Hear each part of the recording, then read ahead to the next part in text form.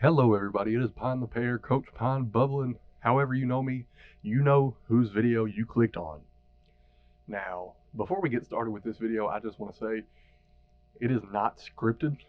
I do have a few points that I want to go over, but there is no script. So there might be a little bit of rambling, a little bit of repeating myself. There's not going to be much editing on this video.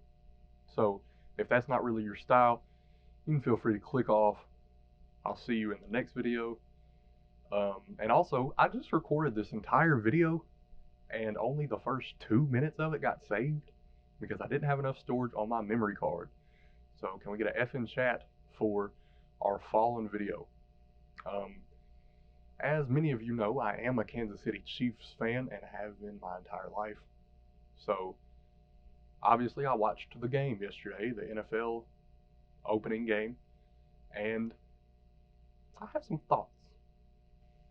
Um, Obviously, the Chiefs lost yesterday to the Detroit Lions in a interesting game. Final score was 21-20, so only lost by one, but probably should have lost by worse than that. First thing I want to go over is there was no Chris Jones on the defensive side of the ball. He continues to have a contract holdout. It is reported that him and the Chiefs are about $10 million apart. We offered him 3 years, $74 million, and he wants 3 years, $84 million, if the reports are true. Now, he was at the game. But he was in the stands. He wasn't on the field. But overall, I don't feel like the Chiefs' defense played that bad without him. Obviously, his presence wasn't felt, but it wasn't as bad as we thought it would be just a few short months ago. This game kind of proved that the Chiefs can live without Chris Jones, maybe. Defense didn't do bad at all. We only let up 21 points to what last year was the fourth best offense in the league. Chris Jones can continue this holdout, and our defense might be okay after all. The secondary was spotty, looked really good at times and really bad at others. I don't know if that is Spagnuolo with the schemes and the zone versus man, or if that was just our players being half good, half bad. But there's definitely room for improvement. But it wasn't the worst showing I've ever seen from a Chiefs secondary. If you remember Philip Gaines, if you're a Chiefs fan, um, my family knows that I hated Philip Gaines. He was very bad. Um, and we don't have a Philip Gaines on this team. We don't have anybody who, when I see him out on the field, I'm like, oh man, well, here we go. Um, so that's always a positive.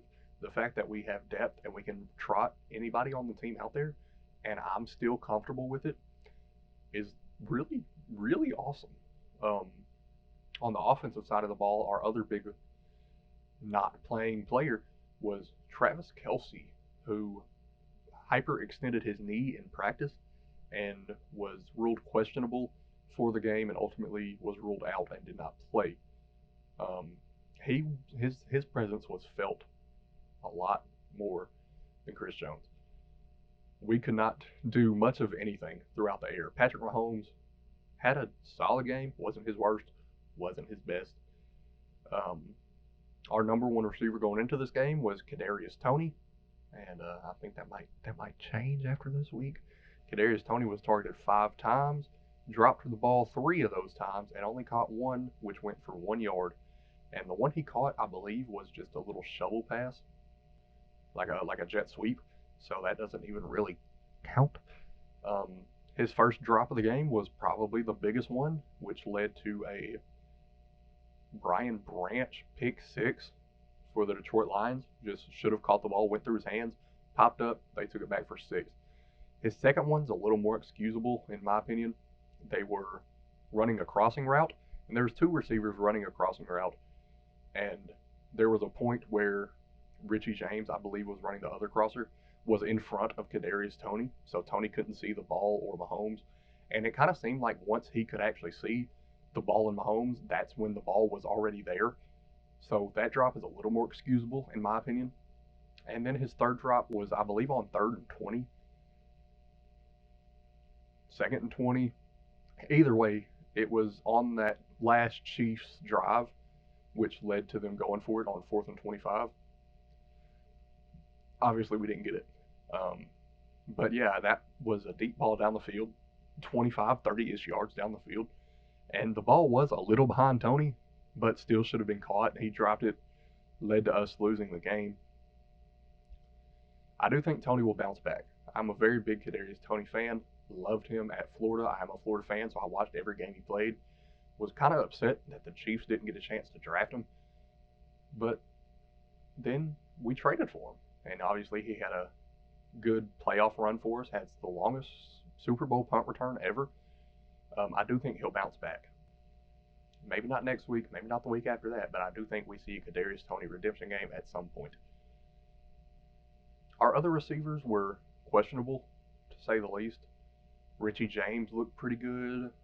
Rashee Rice looked okay. Sky Moore still kind of looked like the question mark that he looked like last season.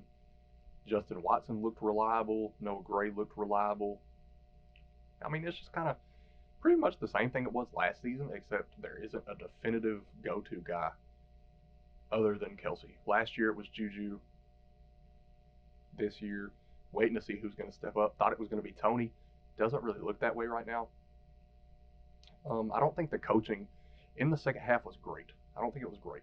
First half was cool. Second half a little rough. Obviously, Andy Reid is considered one of the best coaches of all time. Nobody's disagreeing with that. But that second half might have been one of his worst coached halves ever. I don't think that's ridiculous to say. Um, Obviously, we settled for a field goal on 4th and 2 twice. 4th and 2 settled for field goals 2 times. But then at the end of the game, went for it on 4th and 25 from our own 30 with essentially 4 timeouts. We still had the 2-minute warning and our 3 timeouts. So essentially 4 timeouts. And we opted to go for it as opposed to punting, which didn't really end up mattering as they just kind of ran the clock out and didn't score or anything like that. But that just kind of rubbed me the wrong way. And we only ran the ball 23 times the entire game, 23 times. And that is if you count Patrick Mahomes' scramble on a passing play. If you don't count Patrick Mahomes' runs, we ran the ball a total of 17 times. And I believe 2 or 3 of those were sweeps. We are infatuated with trick plays on 3rd down and 4th down, short yard distance. We continue to line Blake Bell, our backup tight end, up at quarterback and either have him do a quarterback sneak or have him hand it off on a jet sweep, which we again tried this game, and it again did not work because the league recognizes that when Blake Bell is under center, it's either a jet sweep or it is a sneak. It's not that hard to figure out when it's all we do.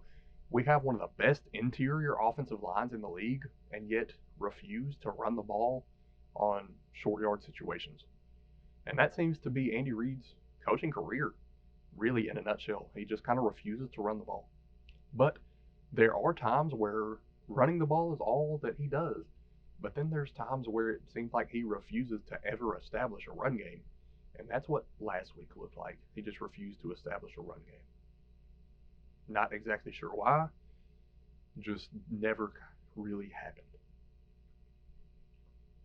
And that's about it. That's about all I got. It was an interesting game. There's a lot of highs and a lot of lows. Hopefully the Chiefs learn from the game and they come back better. Obviously, I think we will still be a good team. We lost to a good team, the Lions. They aren't as bad as they used to be, but need Tony and the other receivers to do better if we want to win this season, especially if this Travis Kelce knee injury becomes bigger than it already is. I'm Pine the Bear, and that's my take.